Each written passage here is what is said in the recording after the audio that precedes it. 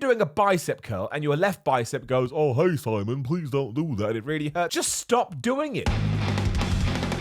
If you're watching this video, I am going to presume that you are injured, or you are worried about being injured, or you just want some information in your life. I thought it was very pertinent to do it today for two reasons. One, right now I'm injured. I'm not allowed to lift anything up, which absolutely sucks. But also, again, it comes down to my Instagram DMs where people say, Simon, I'm injured. What should I do? Simon, I'm injured. What should I do? Simon, I'm injured. What should I do? And remember, the first thing you should always do is not listen to bald a-holes like me. You should go to your doctor or your physio or whoever, some kind of medical professional, and get it checked out to make sure that you're going to be okay, because health and fitness is always the most important thing in the world. I got that wrong. Health, when it comes to health and fitness, is always the most important thing in the world. But sure, look, sometimes you're going to have niggles and sometimes you're going to have minor injuries that don't actually need to be required to be diagnosed by anybody. And that begs the question, well, what the hell do I do when I'm in the gym? Well, here's 7 ways to work out around an injury. Number 7 is to stop, because if you can't go, you can't go. Now, I know this doesn't really tie into the title and kind of doubles down with what I'm just saying, but I think that it's massively important. We'll keep it very, very short. If you truly feel like your body is screaming at you, please don't go to the gym, don't go to the gym. Don't go to the gym. You can take a week off. You can take 2 weeks off. Hey, you can take a month off. After about 2 weeks, are you going to start suffering from muscle breakdown? Probably. That's just how the human body works. But what is the preferred option? Going back and making your injury worse and being off for months, or just giving it a little bit of time and getting back as soon as you possibly can?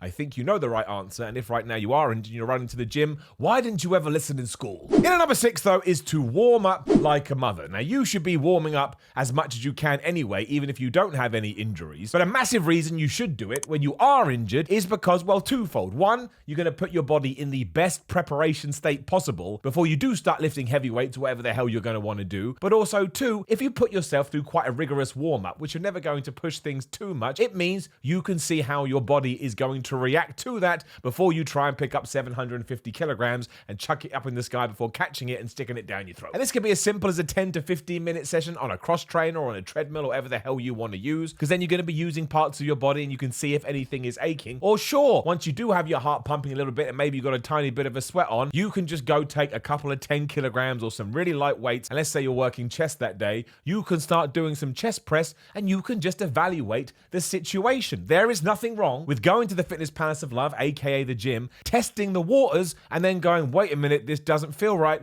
and going home. No one's going to look at you and go, well, that was a really weird session that guy just had. And if they did, who cares? Who's that person? You don't know them. And if you do know them, it means that you're their friend and you can go up to them and say, hey, Brad, I'm going to have to go because this injury I've got was too bad. And then he knows the information, so there is nothing to worry about. So again, even when you are training properly, make sure you do a warm-up, but doubly make sure you do one. Even if it has to take up a larger percentage of your workout time, it makes so much more sense than making whatever you've got twice as bad. Number 5 is just keep it really simple and go with the if it hurts, don't do it method. It seems kind of crazy to me that we don't just all adapt to this to begin with. But if you're doing a bicep curl and your left bicep goes, oh, hey, Simon, please don't do that. It really hurts. Just stop doing it. Go and work triceps. Go and work shoulders. Go and work legs. I mean, if you're working legs, there's a good chance you have to use your bicep at all. And that way, you're still going to be able to get a workout in. And do not forget, you can change the structure of your week up too. Let's say you're doing push-pull legs, rest, push-pull legs, rest, my favorite workout in the entire world. Well, all of a sudden, you can start dividing it into more specific days. Basically, you've got double bicep props, right? Both your biceps hurt. Okay, so you take arms out of the equation. Maybe you can do some work on chest. Probably going to be a little bit harder if you try and work your back because there's a lot of pull exercises in that. But you can try a lat pull down. You can try a barbell row. And once again, just see how your body reacts to it. But if it does go, blah, please, hurt me, just stop. Just stop. Stop it.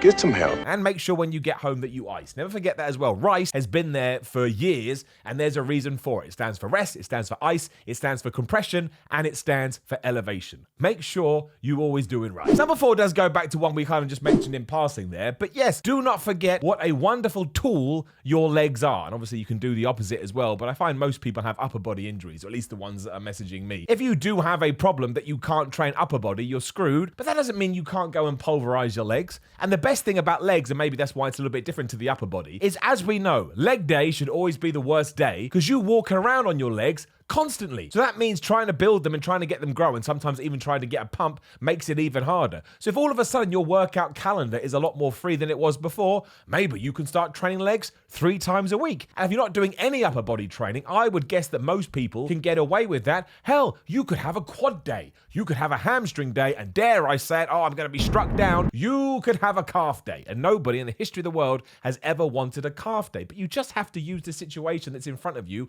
and twist it as best as possible. So yes, it sucks. You can't look in the mirror after doing your chest and go, oh, look at my chest, I'm so jacked now. But go and focus on another body part. And I bet most people watching this would look at themselves and go, you know what, my legs are lagging behind a little bit. Well, this is a great time to try and retain balance. So even though you're injured, you can actually try and get more of that symmetrical look going on, even though when you do get back, your upper body's now going to be less than it was because you were injured. But that's good. And then you can work that harder. Eventually, it will catch up to your legs and you will have the greatest physique on the planet. I know that legs suck to train, but absolutely, if you want to go to the gym, they are right there. Literally, look down. Poof, there they are. Number 3 is to be aware of the stuff that you can do outside of the gym, which is making sure you're getting enough sleep, which is where you recover, but also make sure you're getting enough food in, because don't forget, food can also help the recovery process. So many people are just thinking, I'm going to go to the gym and what can I do? And when I'm at home, I'm just going to rest as best as I can. And that's cool, but there are certain things that you can take in or, put in your diet that's going to help you get better. I mean, again, the more protein you eat, the better that's going to be, right? So make sure you're getting your protein in. Make sure you're getting your 8 hours of rest. Do the whole rice thing. Ice,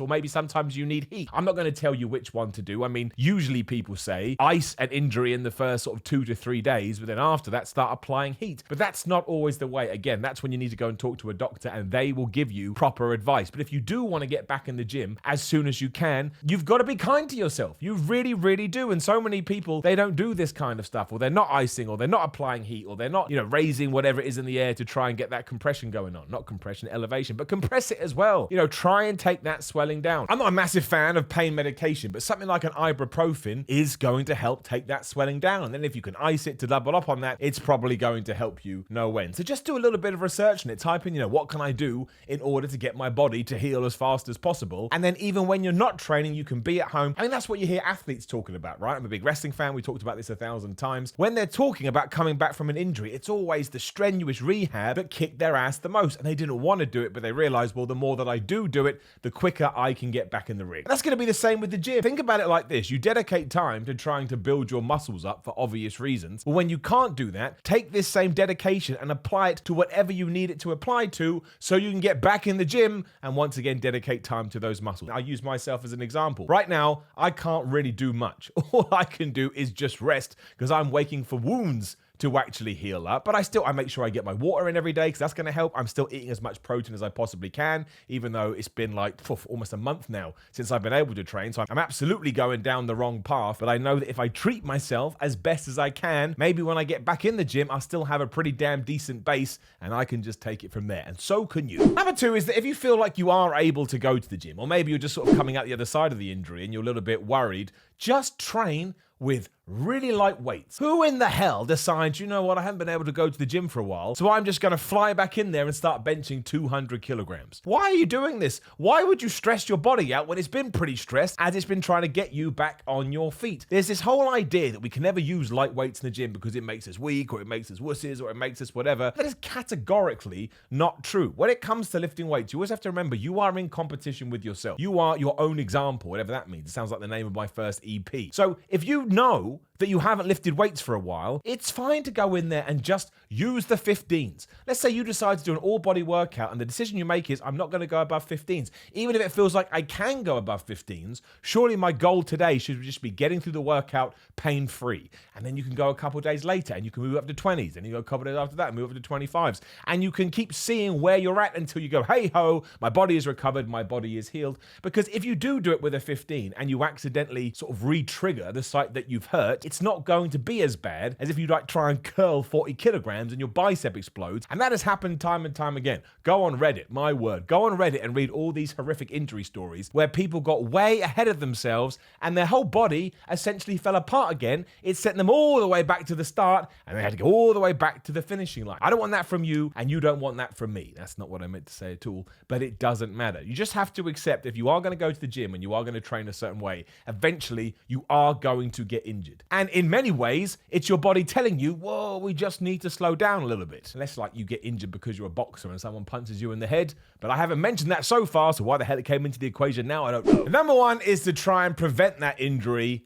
even before it comes up, right? And there's just so many small things that you can do. And the reason we don't do them is because we find them boring. And not everyone's going to find them boring, but en masse, a lot of people go, I don't want to do that. For example, when you are finished your weight station, just dedicate 10 to 15 minutes to warm down. Do a bunch of stretches. That is the best time to do stretches. You see still people doing stretches before a workout. That's not going to help you that much. Some time on the cardio and then sort of like doing light weights for the exercise you're about to do is far more beneficial. But afterwards, make sure you do stretches. Hold those stretches for 30 seconds each. Maybe do 5 minutes of cardio just to bring your body back down to zero. You know, do the foam roller. I hate the foam roller. Who wants to lay on a weird circular thing and just jiggle around? Absolutely nobody, but it's like having a mini massage and you haven't got to pay for anything aside from buying the foam roller to begin with. Maybe start throwing in yoga on your rest days. I used to have terrible shoulders. They absolutely sucked and I hated them. We fell out and I wouldn't invite them around to dinner. But when I started doing yoga, all my joints started to become more supple. And for the first time in my life, I was actually able to touch my toes. This is years ago now, but that's how awful my flexibility was. I was not able to touch my toes. So I thought, well, that's not good. You know, I want to be able to be stretchy. Otherwise, think how tense and stressed my body must be. So I started doing that and it helped massively. And it helped with some of my lifts. I didn't feel like, again, I was under that much stress when I was doing them. So incorporate all these things into your plan. You don't have to do it if you don't want to do it, if it sounds really boring, but it just puts you in such a better position to not get injured. And that's the dream. But also, again, like I just said, you are going to get injured, but you have done all these things. Maybe the injury won't be as bad. Like maybe it's just a pulled muscle as opposed to a torn muscle. And trust me, I've torn muscles. You don't want to ever tear a muscle. I mean, think about that. Think about when you tear a piece of paper. Something inside your body has essentially done that. I mean, it hasn't. I've simplified it massively, but we're using the same word. So I think it's fine. Don't do it. Stay away from it. Be safe. Be happy. Be positive. Put the extra effort into your body and the extra effort will then come out and it will kiss you in the face. Now, please do leave a comment below and let me know about this or any injuries you're suffering with at the moment. We can get through by talking to each other. That's a good way to get through it as well. Like the video, share the video, and subscribe. Hit the bell right there, ding, ding, to be notified about more videos. Another video right there, give it a click. The Power 13 Cookbook. Thank you to so many people who have purchased this already. There's a link in the description below, and you can use the code Simon15 for 15% off. Otherwise, come say hey on Instagram and Twitter at Simon316. If you'd like to support me financially, you can. Patreon.com/SimonMiller316. SimonMiller.BigCartel.com for merch. Otherwise, stay safe, stay strong. See you soon.